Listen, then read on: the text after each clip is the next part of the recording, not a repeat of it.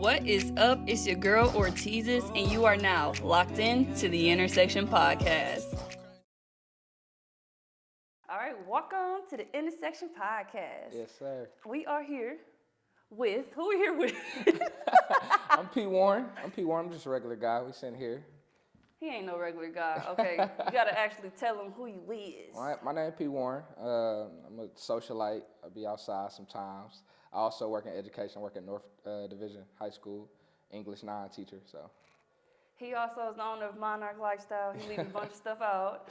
Yeah, Monarch as well. What about Black Coffee? Black Coffee MKEs. It's been in my family for about 20 years now. And my daddy started my pop started, they gonna eat me up. My pop started it early 2000s, you know what I'm saying? The likes of Jill Scott, Common, they've all walked through. We've changed the aesthetic a little bit, but our grand opening is coming soon, so stay on the lookout for that as well. So it was open before, and then you guys remodeled it? Yeah, well, so it was open, I don't wanna get too morbid off tip, but it was open. My brother actually passed. My pops was it's all good. My pops was going through some stuff, so shut down some mental health, and we back up.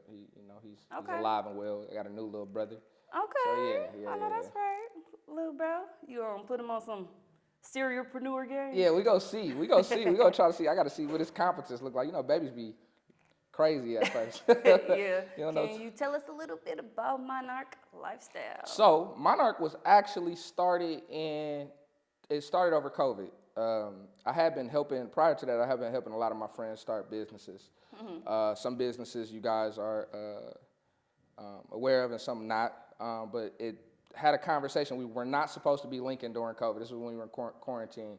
Had some guys over. They were just telling me like, "Dog, you got to monetize. Like, you giving a lot of sauce out for free." And I thought about that, and COVID hit, and I was like, "Man, what am I gonna do? I need another stream of revenue." So I decided to build Monarch as a hub for creators and entrepreneurs to kind of be that bridge for them. So is it like a management service? Or It's went through many phases. It's almost like a chameleon right now. Okay. We went from marketing to managing to just kind of power broking and things like that. Right now, I'm focused on building a media hub right now, kind of much like copyright. I don't know if we were supposed to tell them we was here. No, they are proud partners, okay? This message was not paid for by copyright, but them money. Yeah, much like copyright. And so I just wanted to be able to buy cameras and equipment and stuff like that and just use it for like freelance entrepreneurs who just kind of want to build their portfolio. And so we're getting there. We're a couple loans out, but we're getting there. Are you trying to, is it more of like an online base, or it's like a physical space that you're trying to build? Yeah, I mean, ultimately. Or it's built? I know the way the world is going right now, everything is kind of, online. You got to shop online. You got to dang near eat online now, right? But I've always been a proponent of giving people something to take home, being tangible. Oh, yeah, something tangible, something for access. Working at North Division, I'm able to see the gap in a crazy way. Yeah. From the ages, this is me. This is not no article or nothing like that. Mm-hmm. But this PJAP. From the ages of like 15 to 20, there's really nothing to do in this city. If you are not, that's why they still in cars. Yeah, especially if you don't want to go outside and stuff like that. You don't want to go to these bars. You don't want to be one of those people. What can you do if you're young? Go-getter, entrepreneur, in the making? Where can you go to really just get access and kind of like, spread your wings. Yeah, spread your wings. Build you know what that. I mean? So that's what I wanted Monarch to do, and that's what I want Monarch to do. That's what we will do. It's definitely going through growing pains. Entrepreneurship is not for everybody. It's not. It's not. Oh my God. And shout out to all those LLC people. You know what I mean? They kind of had us capped up, had us all riled up over COVID, talk about some get an LLC and all that type of stuff. And then did nothing with it. Yeah. IN number. You got the LLC, but you didn't pay your taxes. You didn't file your annual filings. Absolutely. You didn't do none of that. And so that's another thing I wanted Monarch to do as well. I want to educate people on financial literacy, but also entrepreneurship literacy, right? We got a big problem in this city, and it's a lot of cities have this problem. But with people with these small businesses, the customer service tends to be terrible, horrible. Yeah. right? Just because you're a business owner, it doesn't automatically give you the etiquette. And one of the lanes that get the most shit about, Hairstylist, sorry, I need to stop jumping in front of you. No, that's a fact. That's exactly what I was about to say. It's the hairstylists, it's the barbers and things like that. And they get the most of the shit, but it really trickles down to anything. People who sell foods, people who sell clothes, not wanting to text back or email Credit back and stuff like that, right? And I'm not coming at those CEOs, but what I am saying is there's been a significant gap in literacy for entrepreneurs and programs for entrepreneurs. And yes, the Black Caucus in the city, the Black Chamber of Commerce, Black Chamber of Commerce in the city has a entrepreneur group, but now we're talking about 30, 40-year-olds, you know what I mean? So still we have that problem of... So one of the things we talked about in one of our issues with copyright is having a seat at the table and paying homage to those who actually do pass the baton. Absolutely. When they know that their time is coming to some type of close soon. And even if you're not in that realm of being 40 years old or 30 years old, because I mean, a lot of people prime is in their 30s. Absolutely.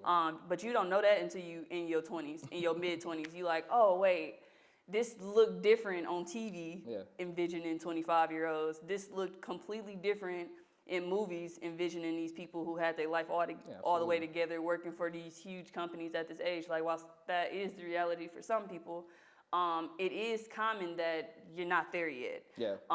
But it's expected. Yeah. Absolutely. And I think young adults, especially, because I was one of those people who put these expectations on myself as not an adolescent, but like a teenager. And like when I was a teenager, I thought by 25 I was gonna be married. Yeah. I was gonna have a kid. Like that's the perfect age. Then my next birthday gonna be my golden birthday. I might have a kid by then. Yeah, I was supposed to be president by now. So. You see right? P for president. But no, it's just no. But the expectation. We need to talk about that expectation, right? Because expectation, and I don't want to drift the conversation too much because I know we're talking about entrepreneurship, but it also. Expectation is also the killer of not only dreams and aspirations on an entrepreneurship level, but it's also the killer for a lot of relationships. Absolutely. A lot of relationships. Absolutely. You know, we hear that. You learn that later, though. Yeah, no, you do, and it unfortunately it's a crash course. Yeah. You know what I mean? We're still a long time from coming, especially in the Black community, not coming from broken families. Like I want to say, everyone I know, for the most part, at least 75% of people I know, come from a broken family, right? Yeah, and so, like a one-parent household. Yeah, and we're sent on this road, right? They gear us up, and if you're a young man and you raised by single moms, she might be teaching you about girls, and if you vice versa, you're a young girl, you raised by a single mom or your dad or something like that, they might be teaching you about boys. But for the most part, it's a crash course. Yeah, you gotta figure it out. Absolutely. And I mean, we can jump right into a hot take. So as far as like the one parent household goes, it's always debates on whether like a mom can be like a dad or like giving your mom thanks on Father's Day and stuff like that. Even though usually it does come from like shade, like they're purposely giving an ode to their mom on Father's Day to shade their dad. Or they're saying like, oh, well, my mom was the father that I never had and all this other stuff. How do you feel about people who say that moms can teach their sons how to be a man? I got a lot to say on this. So, I was raised. I talked about my pops. Shout out to him. But we here to, this is the intersection. We're here to be honest. I didn't have a relationship with my pops until I was about 18. Right? Really? Yeah. So, my mom's really raised me. I was blessed early. God chose me for real because I was raised in a household with my great grandma, my grandma, and my mom's. Okay. Right. So I had that intergenerational perspective early on. Right. My great grams actually taught me how to read from picking up seasonings in the kitchen and stuff like that. Wow. Right.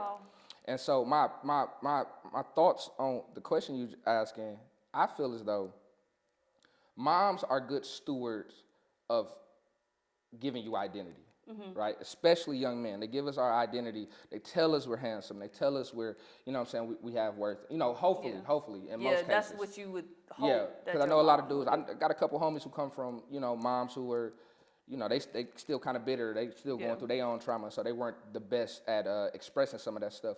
But for the most part, in my experience, my mom's kind of instilled all that stuff in me early. When I got about 13, that is when, and I'm so thankful for her. She kind of realized that she built me up, but now the man's job is to now show you how to use those tools that you've been given from your moms, I believe, right? I think that even when you watch like the Cosbys and things like that, or Blackish, if you notice that when these fathers are present in the home, they're still kind of quiet, whatever your mom says and things like that. Yeah. And I think that that's because dad's role is to really just show, just be the example. So to answer the question exactly, no, I don't think women can raise a man to be a man. I think that women give men their identity, give children their identity, and then I think it's up for the community, especially if you're coming from a broken home, it's up for the community, the men, the pillars in the community as far as male roles go, to kind of show that identity. And cause that's what happened to me. You know what I mean? Going to high school, my track coach, my mom's told him like, please. Yeah, whatever, you know, that's from that era a little bit. We young, but we still come from that era where like, you know, you can whip him if he get out of line, or you know, like check him if he get out of line, and that's what they did. It wasn't just my track coach; it was all his frat brothers. He was a member of Omega Psi Phi. Shout out to those dudes, man. They good people. I am Greek though. Yeah, I'm not. I just wanted to shout them out because they've definitely been role models in the community. But yeah, it was people like him instilling that type of stuff, showing me how to use emotional intelligence. You know what I'm saying? When to react, when not to react. You know what I mean? Moms, I didn't really get a lot of emotional intelligence from moms. You know, shout out to my mama, but I didn't, you know. Yeah, absolutely. When it was turn up time, it was turn up time. You know what I mean? Yeah. And so that's one of my biggest tools to this day, is emotional intelligence, and being able to, you know, pick and choose my battles. So would you say you're at the intersection of, as far as the question goes, you will be at the intersection of, while yes, the mother provides the tools that are needed to explore your manhood, but your father is supposed to be the person teaching you how to actually utilize those tools that were given to you. Absolutely. So that's the intersection. Yeah, that's the intersection. That's the intersection of that. And that, I think it goes for women and men, right? Because on a girl side, now I'm not obviously, right? But you got to sometimes state that, because his pronouns are he, him. Okay. And that nigga. But you know, I would hope, you know, because I want girls. I want to be a girl dad, hopefully, right? Wishing on a star. But I would hope that it works in reverse. I would hope that I build my daughter up, tell her who she is. You know what I mean? Tell her what she should aspire to be, and things like that. And hopefully my wife can show her how to use those tools. You know what I mean? Yeah, my relationship with my parents is kind of weird, because it's not like a very traditional like two-parent household, because it was never a two-parent household. Like they both did their own, like they both had separate influences on me completely. Like I don't have like a goody-goody relationship with my dad. Like we cool, like we buddies, like that's my guy. But like that's more of my guy than it is like, oh, that's my dad. It's like you my nigga, but you my dad on like a level like that, where as far as my mom goes, it's like I can't ever look at her as a friend. Like I can joke with her, but like I can't look at her in any other way than that's my mama. Like I can't, even if I'm grown. Like there's been times where she's like, oh, you want to have a drink or something? No, I'm not drinking with you, bro. I still don't do that. I got a lot of friends who do that. They turn up with their parents. No shade. I can't. Do what you want to do, whatever works for you. But as somebody who grew up with a parent who struggled with substance abuse, that I can't indulge in that with you. Like I can do that with my dad. Like if me and my dad were to go to a bar or something, like that's cool, because it's a different perspective on him. I don't have those expectations, as you said, with my dad as I do my mom. But they're both great in their own way. And growing up, my dad wasn't around me a lot. He was very financially available though. So I never went like outside, because he always was there financially. But like I didn't really know him like that. I just knew when there was a consequence needed, or if I needed a stern talking to, that's when I would talk to my dad. So he was the parent who had to play the good cop, bad cop with me, because he didn't want to be like shaking his finger at me, because it's like, I don't want to just be swooping in and just every time you hear from me, I'm like saying you should be doing better. But he was able to be the hero because he wasn't around physically, but he was around financially. And there's nothing wrong with that either. Yeah. Because I love them both the same. So how do you feel like that shapes you into like the mother that you want to be one day, if you want kids? I don't want kids for real, but like if that were to happen after 30, I think that I would just be a very conscious parent. Because I've seen both sides. I've seen the absent parent, and I've seen the very overprotective parent, and then I've had like the community parents, then I have the godparents. Like I have so many different influences of parenting on me.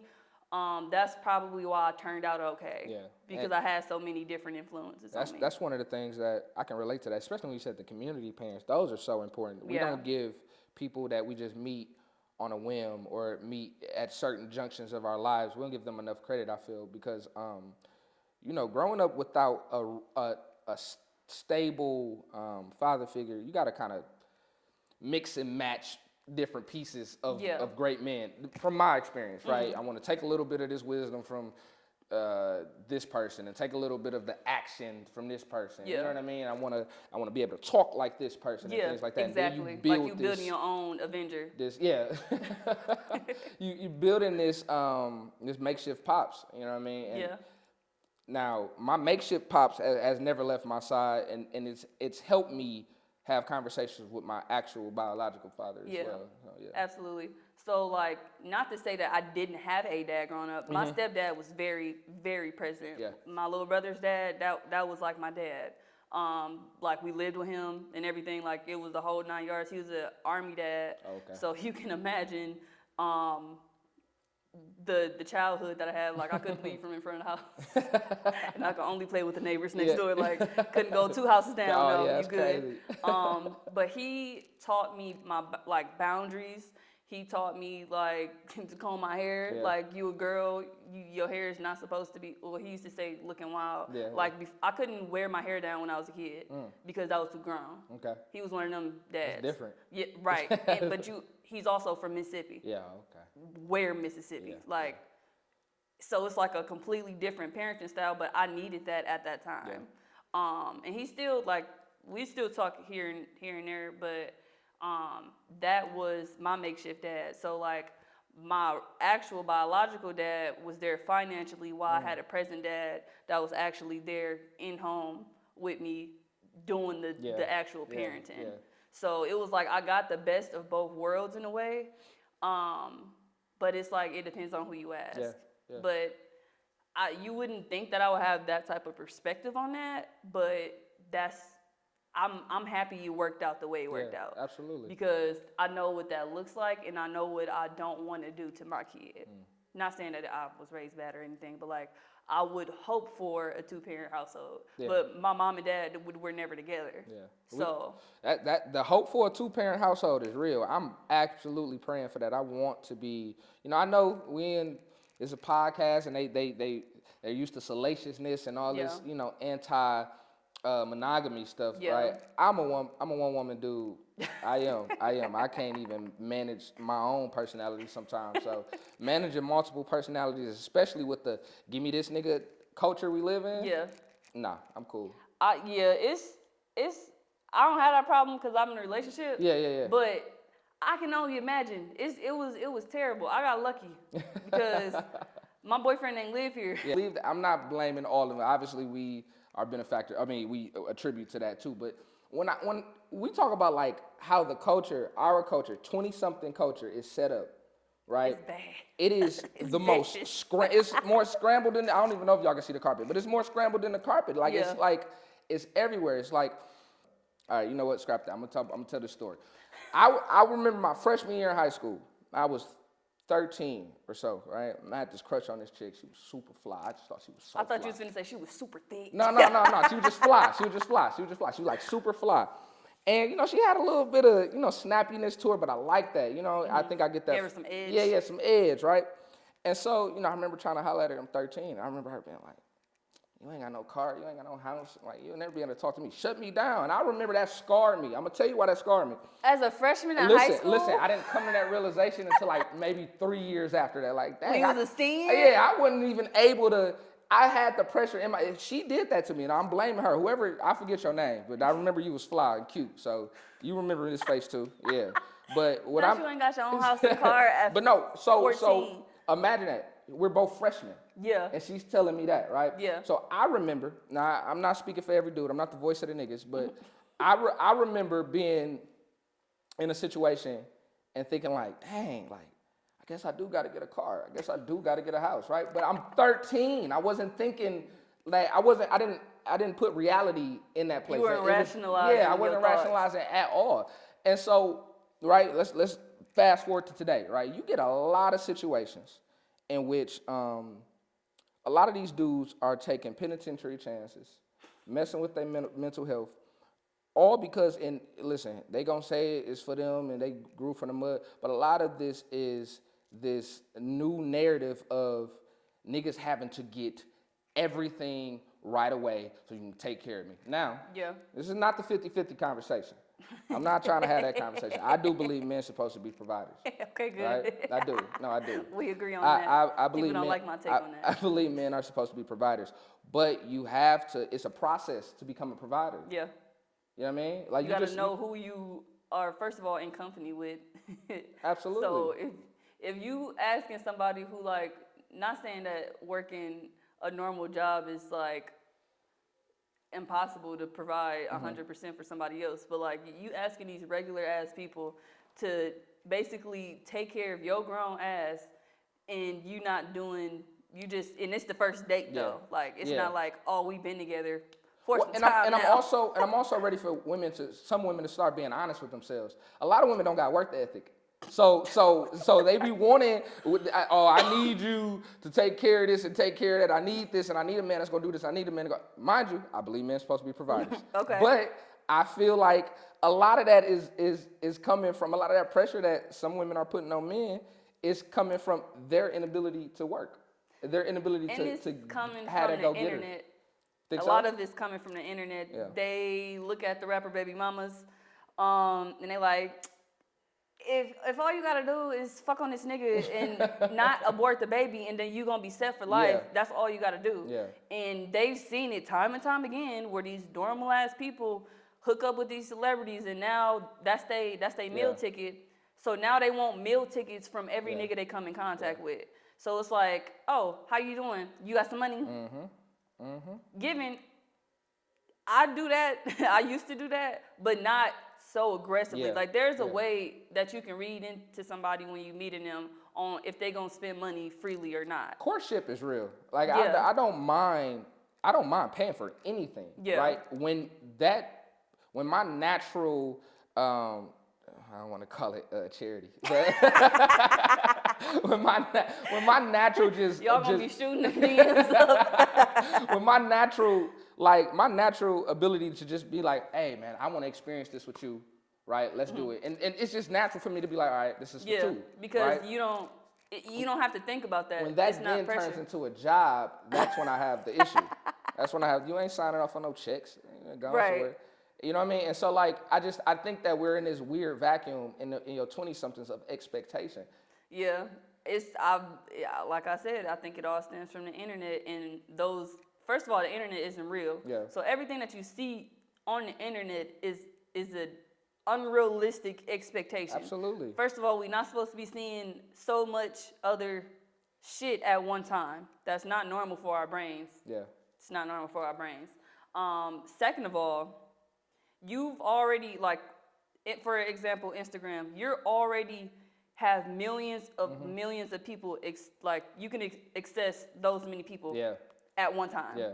And you can see what celebrities are eating for breakfast. You can see them riding in their cars. And it shouldn't be like that. It's too much access. Yeah. So you're constantly seeing all of this stuff coming at you. You're seeing Range Rovers every day. You're seeing these BBOs. You're seeing these girls finessing these niggas and just getting money, and you thinking like, oh, okay, if it's that easy, I'ma just do that. In reality, that's not how you eat. Yeah. Like, the people that you seeing doing it, it's a method to it. It's a process. They not gonna tell you that it's a method to it. They just gonna show you the reaping of the benefits. Absolutely. They not gonna tell you what they had to do to be around that person. Absolutely. Or get that money spent on them. They're not gonna tell you what they had to do for that. They just gonna show you, I'm in the islands right now. And that's another thing as well, because I also want to address another group of people as well. So I'm kind of was hard on the women just a minute ago, but these podcast poodle dudes who be talking this beta male, alpha male stuff. Either you that guy or you're not. That's how I feel. And what I mean by that guy, right? This is what I mean by that guy. Some of the encounters with women that I've had versus some of the encounters that I hear, some of these horror stories that I hear that these dudes are talking about, I've never experienced before, right? Really? And the reason that I feel like, me personally, I haven't experienced those is because I don't put myself in a position to get that treatment. Yeah. You know what I mean? Like, when I say either you're that guy or you're not, either you got the confidence or you don't, right? Either you believe in what you are capable of or you don't, right? Yeah. The minute that I feel like some women can like spot that, finesse, right, or spot that weakness, that's when they'll hit that bone all the time, right? And so, you know, a lot of these dudes are setting a lot of these 13-year-old boys, 15-year-old boys up for failure. Oh, you need to be an alpha male. How do you become an alpha? You need to read the 48 laws. No, fuck the 48 laws. Fuck them, right? Because, like, for me personally, how I teach the boys I work with, it's about a process. It's about putting yourself in a position, right, to reap the benefits of whatever you are, like, sowing, right? You gotta work. And as men, our generation, we got the laziest niggas alive, right? And you know, a lot of these dudes go, oh, he a pandering poodle. Yeah. No, y'all just podcast poodles, right? And I'm not pandering, I'm just speaking real. Like, I feel like as men, you know, my granddad came from Yazoo City, Mississippi. Mississippi people. Worked at A.O. Smith. Walked from A.O. Smith back home, right? Used the money for A.O. Smith to open up one of the first black-owned car shops in the city, right?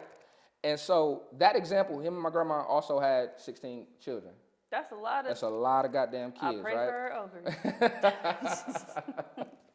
But no, like, shout out to my family, by the way. But, you know, seeing that work ethic, mind you, my granddad passed before I was, you know, coherent. You know, you go through that stage when you're little where you're just like, oh, I'm alive. Yeah. Right? So he passed before I had that moment with him. But just the example, right, of work and hard work and what that looks like was given to me, I guess, through DNA. And so I am always a proponent of men doing the work, right? We wouldn't have to have these conversations about 50-50 if men did the work. Now, here's the other thing to that, because there's a caveat to it, right? Women also have to respect the process. You have to. If I'm gonna work, you got to respect the process. That's the intersection. This is a mic drop. I can't take my mic off and drop it, but that's a mic drop. That's the intersection. Okay, so speaking of being a serial-preneur, right? How do you balance your personal and work life with that? Still learning. I am still learning. I'm so stoic, and it's crazy, right? Because when we see each other outside, right? Whether it's with your friends or with your dude and things like that, it's always love, right? But it's a reason, because when I see you, I know that's Monty. You know what I'm saying? We did the Love Project, we did the intersection and stuff like that, and I know that what you are doing is super interesting. So you're always gonna have something like a new idea. Yeah, a new idea, some jab, some type of jewel to drop, right? There's a lot of people that I just do not want to talk to these days. They're just not interested. They're not interested, right? And especially in Milwaukee, right? A lot of people conversations start off with somebody else's business. Yeah, it starts off with gossip. That's the talking point. Girl, did you hear? Girl, let me tell you. Girl, tell me why. Like, girl, tell me. I'ma listen. Yeah. I'ma eat it up. Okay. But I ain't gonna spit it out. I'm gonna listen, huh? Hey, I'm a journalist at the end of the day. I'm gonna listen, but I'm not gonna repeat it. It's gonna live and die there. Now, I remember having a conversation with a girl at the bar And we were like 30 minutes in, and she looked at me and she was like, "Hey, this has been a great conversation. We ain't had one shot, right?" And I love that. That was like for me. I don't know why I'm weird like that, but that was like the best compliment that somebody could have gave me. Yeah, because y'all sitting there chopping it up. Y'all at the bar to drink. Yeah, no, we just chopping, and it. it's a normal conversation, about life and things like that. But a lot of times you talk about merging the social life versus the serial entrepreneur life, right? A lot of times, that's a hard a merger, because sometimes I'm thinking about, okay, I need to follow up with this person. I need to email that person. I don't think it's possible. Yeah, you don't? I don't think balance is possible in our life.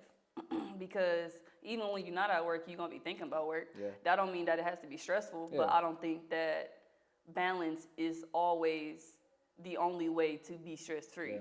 I'm a Libra, so obviously in like astronomy, I would be like a balanced person in the stars or something, but I thrive best in chaos. As you can see, 5 minutes before the podcast, I'm doing my eyebrows. Like, I can. That's the only way that I can function. And you know what? So I'm a Virgo, and I'm the exact opposite. Don't give me it nothing. It can't be too chaotic. Controlled chaos. Hell no. Like, I need to know who gonna be there, when they gonna be there, how long they gonna be there. Yeah. Like, I need to know all of that type of stuff. I'm a very punctual person. And I always tell people, maybe I'm giving out some sauce about myself, but I don't care, right? But I always tell people the best way to get me is to surprise me.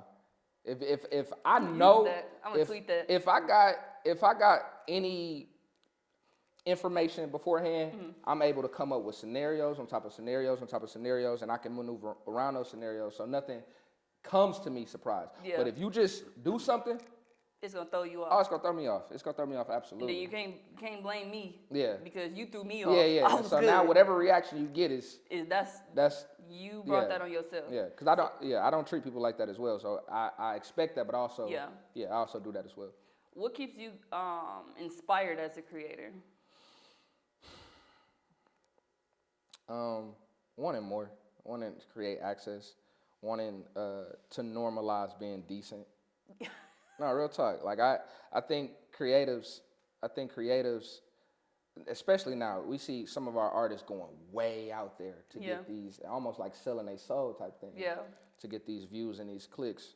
But I think true creativity comes from within. You know what I mean? It's about, like, I walk outside and I don't care. I can see a little kid with like a runny nose or something like that, and it will flash me back to when I had the runny nose. Yeah. Right? Like when I was trying to figure out my way. And so for that, I'm like, you know what?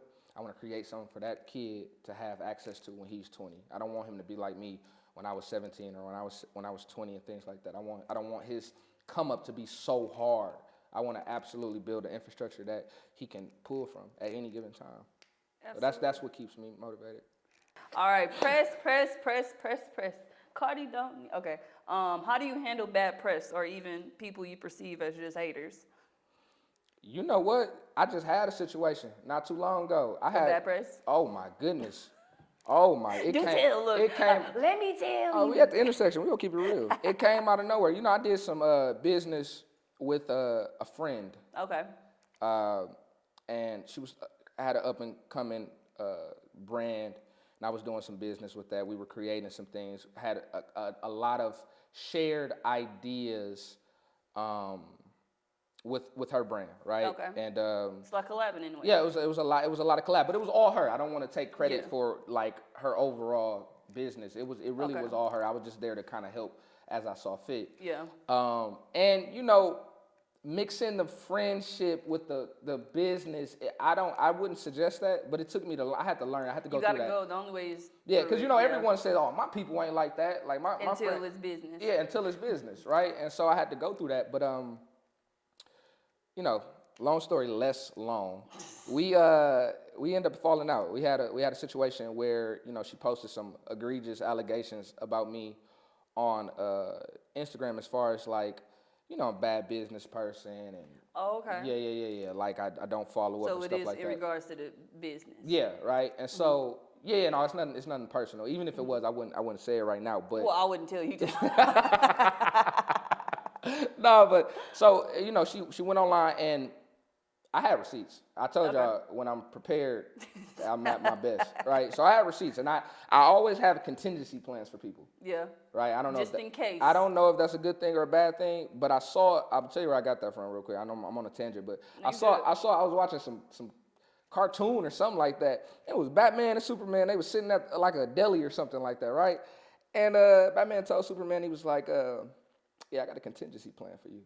And I was just like, wow, but they're absolutely friends. And I was just like, and I remember seeing that moment, and something burst in my mind. I was like, when you are in business, like we can be cool, we can be friends, right? But I need to have a plan, not necessarily to tear you down, but I need to have a plan for me to pivot. Yeah. If things go awry, right? Yeah.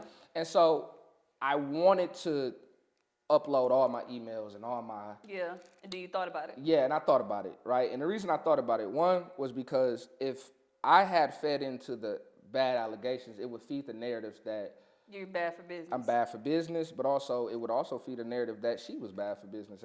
And even in that chaos, I still wanted to look out for her. You know what I mean? Because it was the friendship that did that. Now, that's a very mature P. That's very mature. No, it's a very mature P. It's very mature. And that I'm just gonna circle that back to when you were talking about business etiquette. There's certain things that you bring to the internet. If I feel like if you are getting dragged for bad service and you don't have a solution to that problem, just wait to respond until you actually have a solution to that problem. Because a lot of times people are taking it as this is my business, you're hurting my feelings. While that is respected, it's not etiquette. Because if I'm sitting here, if I have a bad review about my candles, right, shout out to Teaswax, and somebody is blasting me on Facebook, my first instinct is not gonna go to their post like, okay, but you weren't saying that when you was buying the candle and you said it was fine when blah, blah, blah, and all this other stuff. It's gonna be, I'm sorry you had that experience. I'm sorry you feel that way. If there's nothing that further I can help you with, I'm sorry for this experience, but we can just depart that way. Absolutely, and people don't understand that. We gotta normalize just being decent. Yeah. I am a big proponent on that. Like I know people talk about like excellence and striving for excellence. I'm not necessarily go as far as to be like, oh, we just need to be normal. I do think we need to be decent. You know what I mean? But to just go back to that situation, it absolutely was the first time I had received bad press. I pride myself on being a pretty good dude. Yeah. You know what I mean? But that could have went a lot of different ways. It could have went a lot of different ways. And I had people in my corner telling me to like just post it. Yeah. Oh no, they was like, do it. It's like, hey, but this not y'all business. And y'all brand on the line. And so and I didn't, and already I haven't mastered the social media aspect to it. Now my business as it stands right now is a very tangible. I'm outside, you need me to pull up, you need some work, you need a think tank type business right now. I'm trying to figure out this social media aspect of it.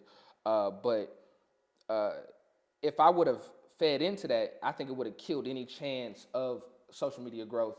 Yeah, it would have. You know what I mean? Because then you would only be tied to the narrative of like, oh, I remember this brand was arguing online with one of his clients. But that's why character is very important. Yeah. Right? Because a lot of, after that, the aftermath of that situation, I had people coming to me like, dog, I have never seen somebody handle a situation like that. Yeah. Like, you did that. Like, I actually learned something from that. You know what I mean? Had people telling me like, nah, P, you know you're a good dude, bro. Like, don't even feed into that type of stuff, right? And it's funny because in the midst of the chaos, what'd I say? It was people telling me, no, go there, go there. Take it to hell. They go low, you take it to hell. But as soon as I chose to rise above that, it wasn't entertaining anymore. It wasn't entertaining, but also it was a learning lesson for the people who were telling me to go there. Yeah. Because those were the same people coming back and like, dog, you know what? I gave you bad advice. Yeah, I absolutely almost crashed you out, one, but you absolutely helped me, and you know what I mean? I took something away from that. And it was a learning experience for them. Absolutely. And also, I believe, to all my serial-preneurs out there, it is a 72-hour rule. I'm going to tell you what the 72-hour rule is. Shout out to Kevin Hart. I got this from him when he was sitting down with Oprah. When things are published bad about you, you got about a 72-hour lifespan on that. Yeah. You know what I'm saying? Now, if it's something like super personal, you did some creepy shit. Yeah. Yeah, right, whatever. Don't be R. Kelly. Yeah, don't be That's not R. gonna go nowhere. Kelly. Or but yes, I believe in the 72-hour rule. Like, that first 24 hours is going to be crazy. You know what I mean? Obviously, that's when all that raw emotion is there. 48 hours puts you at a good perspective of like, damn, that really happened. How people are going to react to it. 72 hours, somebody else did some bullshit, so now everybody else is gone They over focused there. on that Yeah, now. so I believe in the 72-hour rule, and I use that in all aspects of my life. Good. It's a good lesson to apply.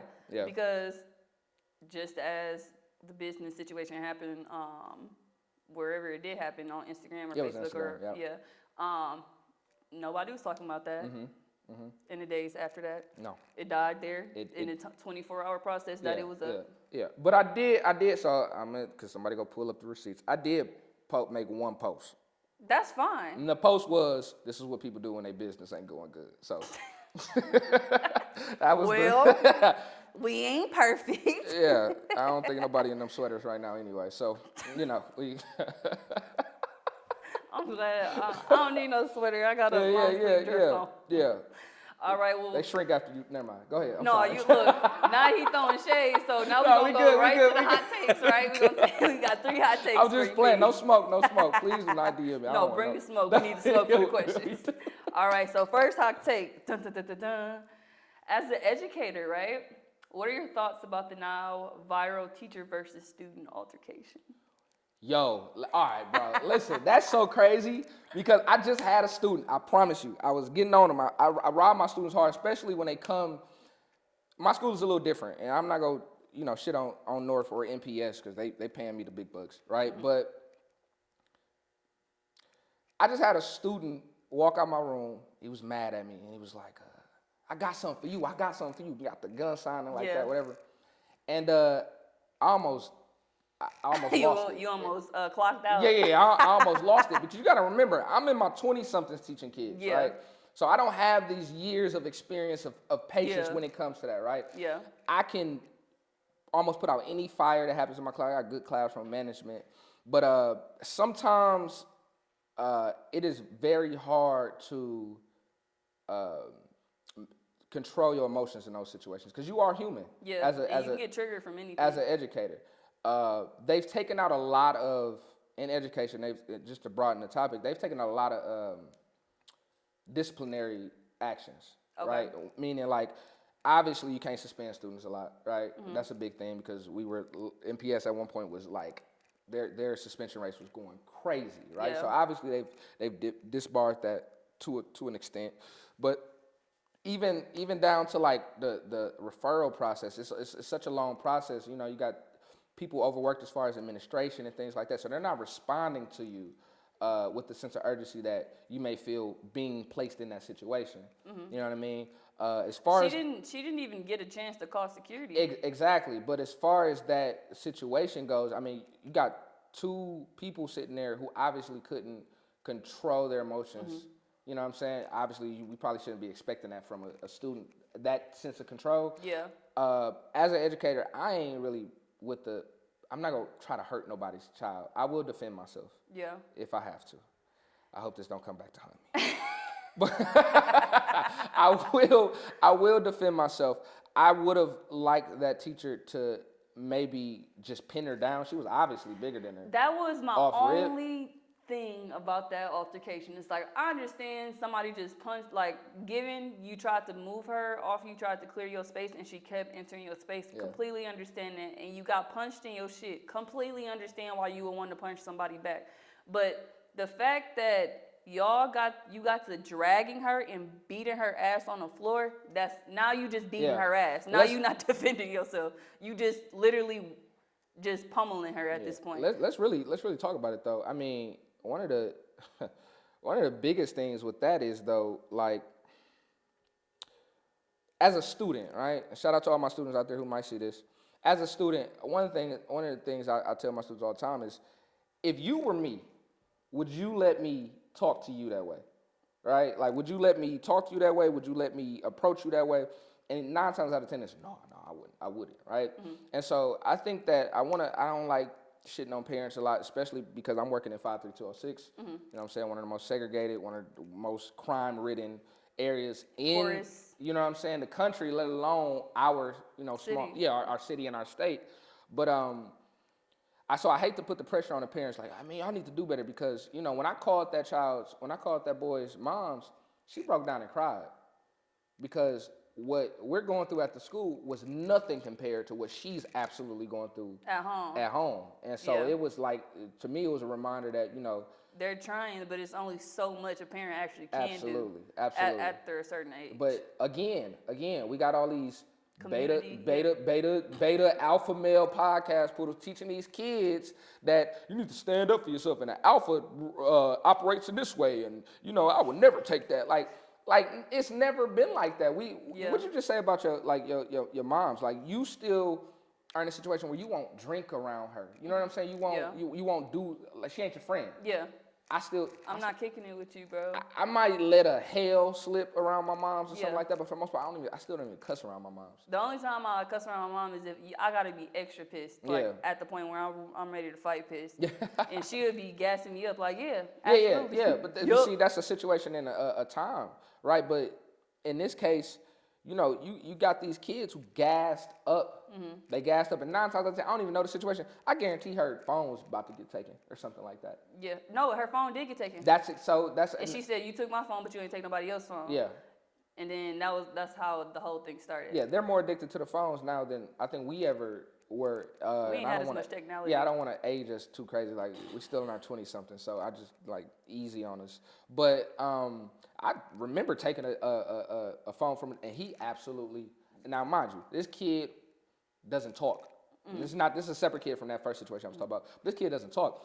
I took his phone because it kept playing loud or something like that. I can't really remember. But he flipped out. He went berserk. And I had never seen him even respond. I'm talking about maybe not even like an angry face or a smile. Like, he was always just kind of like just there, even killed. I took that phone, and it was like you triggered him. Yeah, triggered him. And so a lot of this stuff is attached to social media as well. So yeah. Well, let's transition to the last two topics. So what are your thoughts on music drop spamming? That's their second hot take. So music drop spamming is, the example is people releasing 10 remixes to one song to block the charts. So the most recent example was they were crucifying Nicki Minaj for dropping an extended version of, what song was that? It was a song she just released with, maybe it was Ice Spice, the Princess Diana remix. Yeah. So she dropped a remix, and then she dropped a sped up version, a slowed version, an extended version, and then the Barbs were buying it. So it started blocking the charts, and people were complaining that she's now bullying the charts now. Like, if you have that much influence, should you be music spamming? Yeah. But it's like also just kind of the point. I don't know. I feel like, one, I think maybe they're doing that to appeal to, like, the TikTok, you know what I mean? Just all the remixes. And also, I think we're going to see a lot more of that, especially with the AI stuff coming out. Yeah. Right? That's dangerous. If I have a computer who can make almost a better hit than me, I'm going to have to do all my due diligence in trying to, like, flood the market with my actual IP, not some computer generated some voice. computer. And then secondly, I'm gonna take it here. Some of y'all be tripping on Nicki. Like, I think that she holds a space, and I am a rap, like, if you on my Twitter, @_.pwarren. If you on my Twitter, I'm talking about music a lot, right? I'm tweeting random lyrics, but I love hip hop, I love rap, I love just everything, trap, everything, drill, everything. One of the biggest things about Nicki when it comes to female artists, I believe that it ain't her hating. Now, maybe because she be feeding into, like, this bullyish type behavior sometimes, maybe, right? But as it stands, ain't nobody making the music she's making. Yeah. She goes on a hiatus and drop Red Ruby to Sleaze, and I mean, the bars on that is, you can't argue with that, right? You can't argue with that versus promote. I mean, y'all be wanting Nicki to move out the way so y'all can promote Sexy Red. I don't even understand that. Like, you know what I'm saying? That's fair though. No, I mean, like, that's who you want. Oh, you wanted her to move out the way. You want her to get the market back mediocre. Yeah. And that's the real issue. They want her to go away so they can do mediocre when they're not stuff. wanting to work. And that's what it come back down to. It's there. Okay, since we talking about mediocre, we're gonna transition to hot take number 3, which is our last take of the Intersection Pod today. Do you think the Incognito gig is up with Frank Ocean in regards to his latest Coachella performance? Oh, he's done. Frank's done. Frank's done. I don't know. A sprained ankle, and you gonna say that you're not gonna do. For those of you who don't know, so Frank Ocean, obviously, performed the mediocre set, and then the next day when he was supposed to be performing, he canceled it because he had a sprained ankle or something like that. He's done. I just don't think that he's one of those people who's like, I'm just here so I don't get fined. Yeah. I don't think he's just that type of person. Like, I think that at first it was like a cool thing to be this mysterious artist, but now that he's been so incognito from the industry, it's like almost as if he's an anti creator almost. I think we got to put context on perspective, though. I mean, not context on incognito, because incognito, mysterious, to be honest, that's probably, I would argue that Beyonce is probably a mysterious and an incognito artist as well, right? Because I feel as though we see her in these pictures. Yeah. Right? We see her we don't see her interviews. Yeah. Right? She don't interview. She's not big on like showing her family to the masses, right? When we see her is when she has something for us to hear. I'm seeing her July 12th, by the way. Yeah, when we see her, she's giving us something to hear. Some of these artists got a rod up their ass, and Frank probably got a rod. He said pause. Frank probably, and Frank is... Frank is, I don't know. I think that's super pretentious it's cool being incognito. We don't want to see you I don't want to see you all the time on my timeline anyway, right? I would prefer you to be in the back. But when it's time to shine... You're supposed to show up. Bro, when Beyonce did Coachella... Yeah, she shut it down. She shut it down, but we hadn't seen her for a couple years before that. Yeah. So like she shut it down, though. And so you telling me that you do this low vibrational set, and then now your ankle sprained, nigga, you didn't even move. No, I think his ankle was sprained before that first performance because he was supposed to have ice skaters. Okay. Like, it was a whole performance. Was he gonna be one of the... I think he was supposed to be in the ice somewhere. That's not hip-hop. That's not hip-hop. Well, he's not a hip-hop artist. I can't say what I want to say, but that's just not hip-hop. He was gonna be figure skating? He wasn't gonna be figure skating. It was just a part of the performance. Oh, okay. I thought you were saying he was. No, I don't know if I like that one. He wasn't figure skating, but he had over 200 figure skaters there, and changed them to backup dancers. So the set was already delayed because they had to melt all of this ice that they've been freezing in the middle of a desert for this performance in order to change this set, and just for him to give a mid-performance. We've seen artists do that before. I went to go see Lauryn Hill before, and she didn't come out. Well, but she's known for doing that. But here's the thing. When she comes out, it's a show. It's not like, you waiting. But sometimes she just don't come out. Yeah, she's done that before. And I'm not willing to take that chance. Yeah. She's done that before. And I haven't had that experience, but like when she performs, it's a show. And so I think that's the expectation. If you're going to be an incognito artist, when it's time for us to hear you, you need to perform and show up. Absolutely. And hey, today we were at the intersection with Ortiz's and P. Yes. And let us know your thoughts. But to wrap it all up, I think that it's important for not only us as a community, but just as a culture to focus again on entrepreneurship, to really get attack those resources, because these kids are doomed. Yeah. We doomed. Because we doomed for other stuff though. Like, we may not have Social Security and stuff, but these kids, it's like it ain't gonna be nobody left to procreate. All killing each other. Yeah. It's very strange, and I feel like every generation has these problems, and it's like as we come of age, we just notice these problems more. But I think that with our generation, if we apply ourselves, we can be that pivotal generation that does actually stop the domino effect of it just repeating itself. I'm so glad you just said that. I know we about to end, but my last piece is that I do want to encourage all my peers, our 20-somethings. It is our responsibility to have a little responsibility. Absolutely. It is. Every generation, we can blame the generation in the past. We will have to reap some of the destruction that we are doing to our own community. Absolutely. In our 20-somethings. Because we all have a little bit. Yeah, and being in your 20-somethings is not an excuse to just be reckless. You know what I'm saying? So I'm glad you said that, because that was on my head as well. Well, good. Well, thank you guys for watching, and you know what the vibes is. You know what it is. We keep it a buck, we keep it real, and we keep it moving. So, see y'all next time.